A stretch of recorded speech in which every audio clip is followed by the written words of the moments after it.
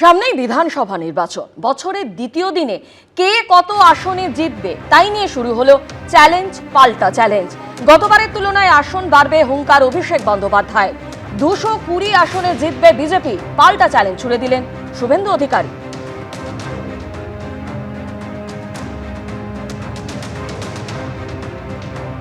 তৃণমূল কংগ্রেসের আসন সংখ্যা এবং ভোট শতাংশ 2021-এর নিরিখে 26-এ বাড়বে।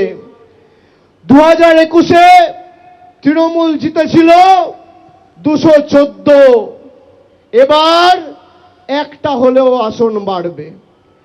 আপনাদের কথা দিতে হবে সেই একটা আসন যেন এই দক্ষিণ 24 পরগনা থেকে হয়, কিন্তু একটা বুথেও বিজেপিকে গণতান্ত্রিকভাবে মাথা ছাড়া দেওয়ার সুযোগ করা যাবে না। এখান থেকে 50 কিলোমিটার দূরে বিহার সাফ হয়ে গেছে। এবারে বাংলা। যদি গোটা রাজ্যে উত্তর মালদাকে দেখে সনাতনীরা একটু এগিয়ে আসে না, 200 নয় 220টা সিটে বিজেপি জিতবে। চন্দ্রনাথ সিনহা এবং তার পরিবারের বিপুল পরিমাণ সম্পত্তি বাজেয়াপ্ত করল ইডি। বোলপুরের একাধিক জায়গায় ছড়িয়ে থাকা মন্ত্রী চন্দ্রনাথ সিনহার 13টি সম্পত্তি বাজেয়াপ্ত করল কেন্দ্রীয় তদন্তকারী সংস্থা। প্রাথমিক নিয়োগ দুর্নীতি মামলায় আরও বিপাকে পড়লেন কারামন্ত্রী।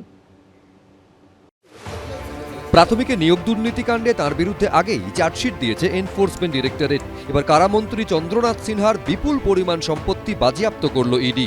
বাজেয়াপ্ত করা হয়েছে মোট 13টি সম্পত্তি, যার মধ্যে রয়েছে 4টি ফ্ল্যাট ও 9টি জমি।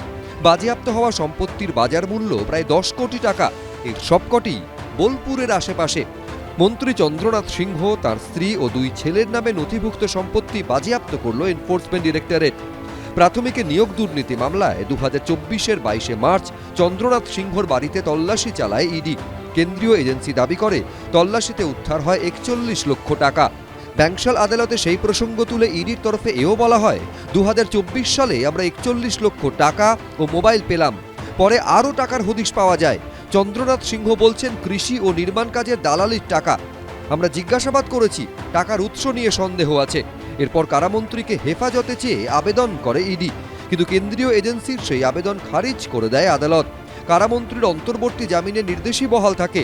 ইডির বিশেষ আদালতের বিচারক নির্দেশ দিয়ে বলেন, চন্দ্রনাথ সিংহকে হেফাজতে নিয়ে জিজ্ঞাসাবাদ করতে পারবে না ইডি। আর সদ্য রাজ্য সফরে এসে সেই চন্দ্রনাথ সিংহের প্রসঙ্গ উঠে আসে খোদ অমিত শাহর মুখে। ममता बनर्जी इस बात का जवाब दे सकती है कि आपके मंत्रियों के ठिकाने पर से 27 करोड़ रुपया मिलता है, आपकी कोई अकाउंटेबिलिटी नहीं है। पार्थो चैटर्जी जेल में जाते हैं, ज्योति प्रिय मलिक जेल में जाते हैं, अनुव्रत मंडल जेल में जाते हैं, जीवन कृष्ण शाह जेल में जाते हैं, माणिक भट्टाचार्य जेल में जाते हैं, चंद्रनाथ सिन्हा जेल में जाते हैं, कुणाल घोष 3 साल जेल में रहकर आते हैं। পুজোর পর একাধিকবার সিজিও কমপ্লেক্সে তলব করা হয়েছিল চন্দ্রনাথ সিংহকে। ইডির তলবে একাধিকবার হাজিরাও দেন তিনি। আর এবার চন্দ্রনাথ সিংহ তার পরিবারের সদস্যদের নামে থাকা বিপুল পরিমাণ সম্পত্তি বাজেয়াপ্ত করল ইডি। এটা তদন্তের বিষয়। তদন্তকারী এজেন্সি তারা ভোটের আগে সক্রিয় হন, তারা বিজেপি ইস্যু করতে পারে এমন কিছু ইস্যু তৈরি করে দেন, কিন্তু তা নিয়েও এক্ষুনি মন্তব্য করব না। এটা সংশ্লিষ্ট ব্যক্তি বা তার আইনজীবীরা তারা এর বিস্তারিত বলতে পারবেন। শুধু এক চন্দ্রনাথ সিনহা নয়, আরও অনেক লোক আছে। সেই কারণে প্রত্যেকটি তৃণমূল নেতার হাতে হাত করা পড়বে যারা চুরি করেছে। অতএব এখনও তদন্ত চলছে, আর বিজেপি সরকার এলে ওই তদন্তের গতি আরও বৃদ্ধি পাবে। ইডি সম্পত্তি বাজেয়াপ্ত করা নিয়ে প্রতিক্রিয়ার জন্য ফোন করা হলে কারামন্ত্রী চন্দ্রনাথ সিংহ ফোন ধরেননি। প্রকাশ সিনহা, এবিপি আনন্দ। পুর নিয়োগ দুর্নীতি মামলায় চূড়ান্ত চার্জশিট জমা দিল সিবিআই। চার্জশিটে অভিযুক্ত হিসাবে দেখানো হয়েছে রাজ্য সরকারের আমলা আইএএস অফিসার জ্যোতির্মান চট্টোপাধ্যায়কে। চার্জশিটে সিবিআই আরও দাবি করেছে 8টি পুরসভায় 600-র বেশি বেআইনি চাকরি হয়েছে। চার্জশিটে অভিযুক্ত হিসাবে নাম রয়েছে অয়নশীলের সংস্থা এবিএস ইনফোজোন প্রাইভেট লিমিটেডের।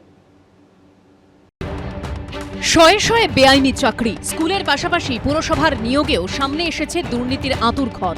সেই পুরনিয়োগ দুর্নীতিতে চূড়ান্ত চার্জশিট জমা দিল সিবিআই। শুক্রবার আলিপুরের বিশেষ সিবিআই আদালতে জমা পড়ল চূড়ান্ত চার্জশিট।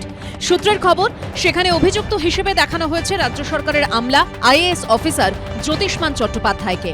চার্জশিটে সিবিআই দাবি করেছে পুরসভা নিয়োগ দুর্নীতির সময় তিনি ডিরেক্টরেট অব লোকাল বডিজ বা ডিএলবির ডিরেক্টর ছিলেন। সিবিআই এর দাবি, কর্মী নিয়োগের যাবতীয় অনুমোদন এই ডিএলবির থেকেই মিলত। নিয়োগে দুর্নীতির পুরো বিষয়টি ওই আইএএস অফিসার জানতেন বলে চার্জশিটে দাবি করেছে কেন্দ্রীয় তদন্তকারী সংস্থা। সিবিআই এর দাবি, সব জেনেও চুপ ছিলেন তিনি। চার্জশিটে যে তথ্য আমরা পাচ্ছি যে আমলা একজন আইএএস অফিসার জ্যোতিষ্মান চট্টোপাধ্যায় তার নাম রয়েছে, অর্থাৎ তাকে অভিযুক্ত হিসেবে দেখানো হয়েছে। এবং চার্জশিটে সিবিআই এর উল্লেখ যে বর্তমানে তিনি হুগলি রিভার ব্রিজ কমিশনের সেক্রেটারি পদে রয়েছেন।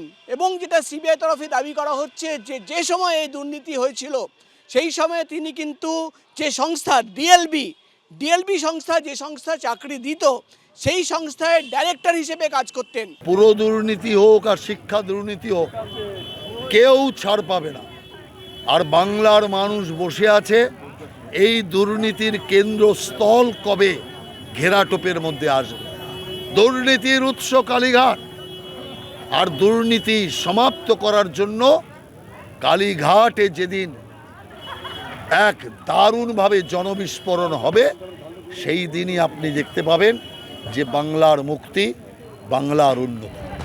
সূত্রের খবর, সিবিআই এর চূড়ান্ত চার্জশিটে আরও দাবি করা হয়েছে 8টি পুরসভায় 600-র বেশি বেআইনি চাকরি হয়েছে, যার মধ্যে রয়েছে উত্তর ও দক্ষিণ দমদম, কামারহাটি, বরানগর পুরসভা।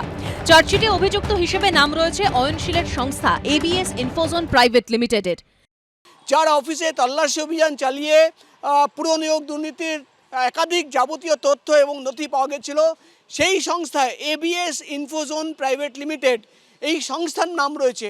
এবং আমরা যেটা সিবিআই সূত্র জানতে পারছি যে চার্জশিটে মোট 600টির বেশি বেআইনিভাবে চাকরি হয়েছে, এই দাবি করা হয়েছে সিবিআই এর এই চার্জশিটে।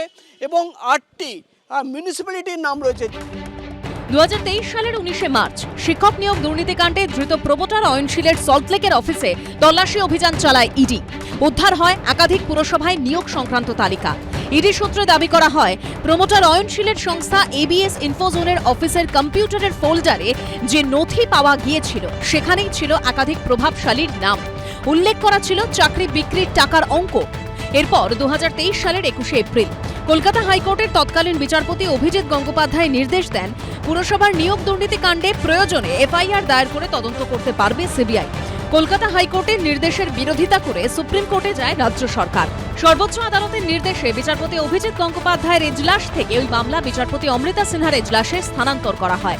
কিন্তু হাকিম বদলালেও হুকুম বদলায়নি। 2023-এর 12ই মে বিচারপতি অমৃতা সিনহা নির্দেশ দেন, পুরসভায় নিয়োগ দুর্নীতি কাণ্ডের তদন্ত করবে সিবিআই।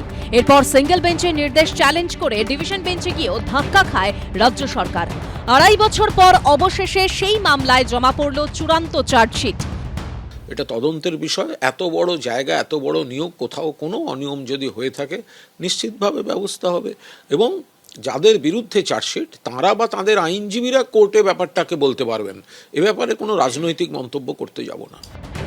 পুরনিয়োগ দুর্নীতিতে একযোগে তদন্ত করছে ইডি ও সিবিআই। পুরসভা নিয়োগ দুর্নীতি মামলায় সিবিআই চূড়ান্ত চার্জশিট দিলেও এখনও তদন্ত চালিয়ে যাচ্ছে ইডি। প্রকাশ সিনহা, সোমনাথ মিত্র, অরিত্রিক ভট্টাচার্যর রিপোর্ট, এবিপি আনন্দ। এবিপি আনন্দ, এগিয়ে থাকে, এগিয়ে রাখে।